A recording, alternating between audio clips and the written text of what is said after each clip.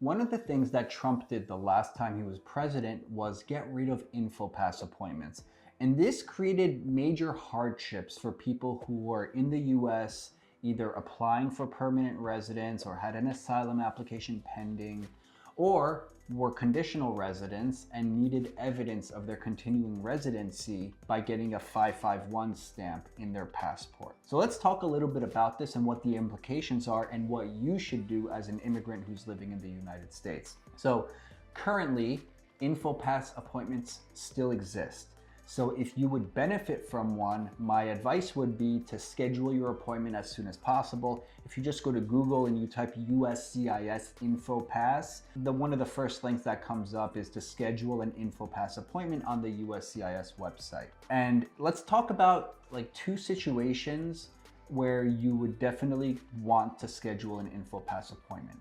The first one is for people who want to apply for emergency advance parole. So if you've seen my other videos, I discourage people from traveling using parole during the Trump administration because re-entry into the US with parole is a discretionary decision. The customs officer does not have to allow you back in the US, and they don't even have to give you a reason. It's just a discretionary determination.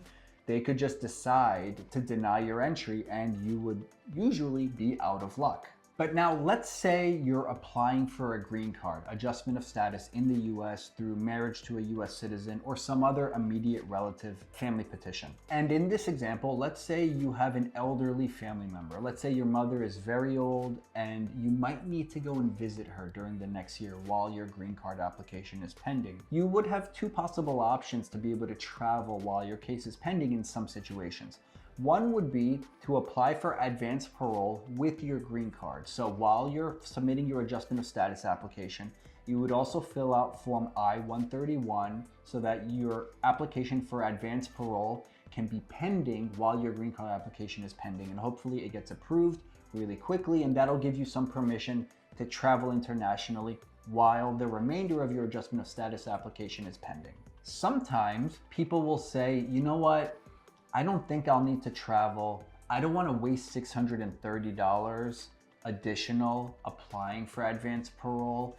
If something comes up and my mother gets sick and I need to travel, I'll just schedule an InfoPass appointment and apply for an emergency advance parole document, which generally under good circumstances, under favorable conditions, takes about 2 weeks from start to finish to get the travel document so that you could leave the US to try to re-enter legally. Again, you're not guaranteed re-entry, but if there's an emergency, I would way rather you travel with parole than travel without parole. Because if you travel without parole, you abandon the green card process and you might not have a way to legally re-enter the US, and it would be a disastrous situation. Now, in this scenario, if you know there's a chance you're gonna need to travel, and you know there's a chance that InfoPass appointments might go away, in this circumstance, encourage you to apply for advance parole when you're applying for adjustment of status. Now, you might be saying, hey, but in some of your other videos, you said don't even apply for advance parole right now. Yes, that's because I would prefer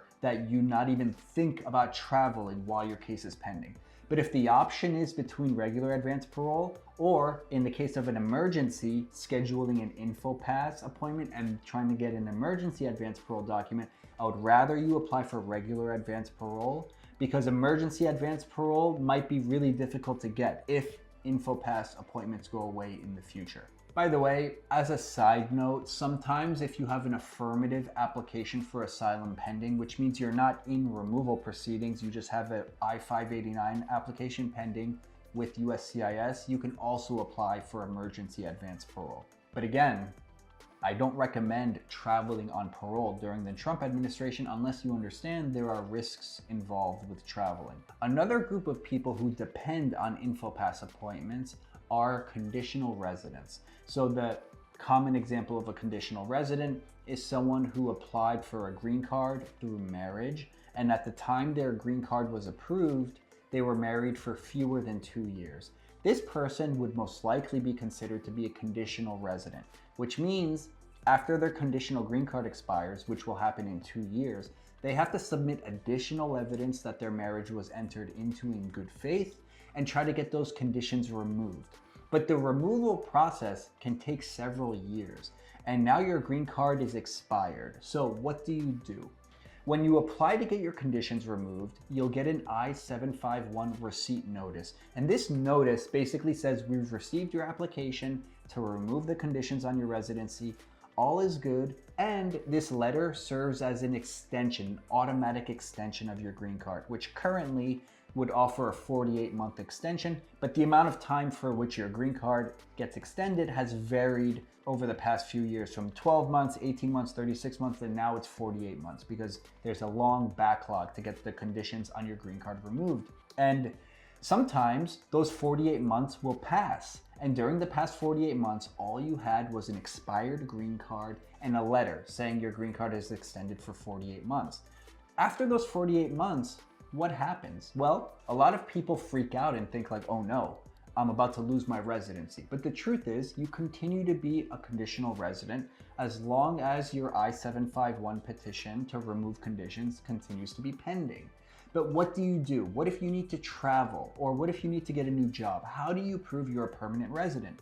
The answer is you get an ADIT stamp in your passport. And the procedure for getting that is to schedule an InfoPass appointment, meet with an immigration officer, explain that you need to travel or you're about to change a job, and they'll put a stamp in your passport, which is the functional equivalent of a green card, and it'll extend your green card for 1 year at a time. And you can just keep doing this with continuous InfoPass appointments until your I-751 is approved and you get the 10-year unrestricted green card in the mail. Anyway guys, the point of this video was to say if you would benefit from an InfoPass appointment, I recommend applying for appointments and scheduling them as soon as possible. That might not be possible if you don't need to travel immediately or if your green card is not about to expire. Usually USCIS likes to see that you have an immediate need for the appointment. But I just wanted to let you guys know that I do expect InfoPass appointments to go away within the next year. As with all Trump-related immigration news, I sincerely hope that I'm wrong, but I suspect that I won't be. So anyway, guys, if you're interested in family-based immigration, naturalization, or updates to immigration policies under the Trump administration, be sure to subscribe to my channel. If you personally need to speak with an immigration attorney about your marriage-based green card, family-based green card, naturalization, or you just want to discuss strategy or ask some questions, you could always schedule a consultation directly with me. Check out the video description below for the link to schedule a consultation. Otherwise, thank you for watching, and I'll see you guys next time for another video.